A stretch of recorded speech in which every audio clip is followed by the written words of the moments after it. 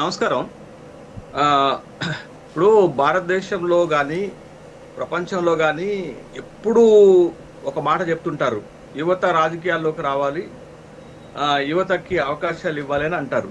కానీ అంటారు అనే దగ్గరే ఆగిపోతుంటది తప్ప, ఏ పార్టీ అయినా హ్మ్. రాజకీయాల్లో యువతకి పెద్ద ఎత్తున అవకాశాలు ఇచ్చినట్టుగా కనపడదు. అక్కడో సీటో, అక్కడో ఎమ్మెల్యేనో, ఇక్కడో ఎంపీనో, అక్కడో ఒక ఎమ్మెల్సీనో, అక్కడో రాజ్యసభనో ఇచ్చేసి మేము యువతకి పెద్ద ఎత్తున ప్రాధాన్యత ఇస్తున్నామని చెప్పుకునేటటువంటి పార్టీలని చూసాం.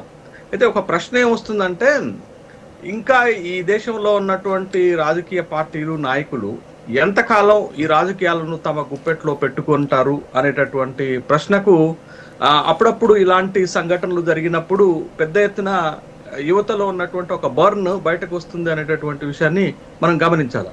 అయితే ఇప్పుడు ఇవాళ కాక్రోచెస్ జనతా పార్టీ అనేది ఒక సోషల్ మీడియా ప్లాట్‌ఫార్మ్స్ పైన వచ్చినటువంటి ఒక ప్రపోజల్ గానే చూడాలి మనం. అదేమి రిజిస్టర్డ్ పార్టీ కాదు, లేకపోతే అన్‌రిజిస్టర్డ్ పార్టీగా కాదు, ఇంకా ఎలక్షన్ కమిషన్ ఆఫ్ ఇండియా దగ్గరికి పోయిందేం కాదు. బట్ వాళ్ళు కాక్రోచెస్ జనతా పార్టీ అనేటటువంటి ఒక వేదిక, ఒక ప్లాట్‌ఫార్మ్ తోటి సోషల్ మీడియా ఒక క్యాంపెయిన్ వచ్చింది.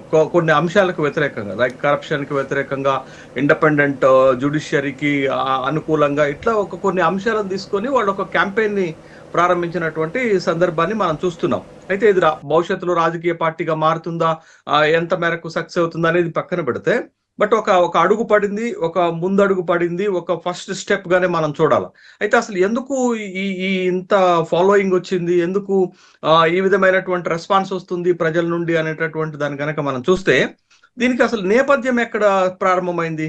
ఎందుకు ఈ అంశం తెరపైకి వచ్చింది అనేది గనక మనం చూస్తే, CJI chief justice of India, supreme court chief justice of India Suryakant గారు ఒక కేసులో మెరిట్స్ సందర్భంగా వాదన చేస్తున్నప్పుడు తను వ్యాఖ్యలు చేశారు. ఏం చేశారంటే, ఈ దేశంలో ఉపాధి లేని, ఉద్యోగం లేనటువంటి యువత మీడియాలోను, సోషల్ మీడియాలోను చేరి ఆర్టీఐ కార్యకర్తలుగా మారి వ్యవస్థలపైన దాడి చేస్తున్నారు, ఒక పరాన్న జీవులుగా, బొద్దింకలుగా తయారయ్యారు అనేటటువంటి ఒక కామెంట్ చేయడం జరిగింది. సరే, దానిపైన తర్వాత తను వివరణ చేసినప్పటికి కూడా తను చేయాల్సినటువంటి కామెంట్స్ అవి యువతలోకి నెగిటివ్ గా వెళ్ళిపోయినటువంటి సందర్భంలో yes we are the cockroaches, yes we are the cockroaches అనేటటువంటి దాంతోటి వాయిస్ ఆఫ్ ది అన్ఎంప్లాయీస్ అనేటటువంటి voice of the lazy unemployees అనేటటువంటి ఒక క్యాంపెయిన్ పెద్ద ఎత్తున ఈ సోషల్ మీడియా ప్లాట్ఫామ్ లో ప్రారంభమైనప్పుడు వాళ్ళు కాక్రోచెస్ జనతా పార్టీ అనే ఒక ప్రపోజల్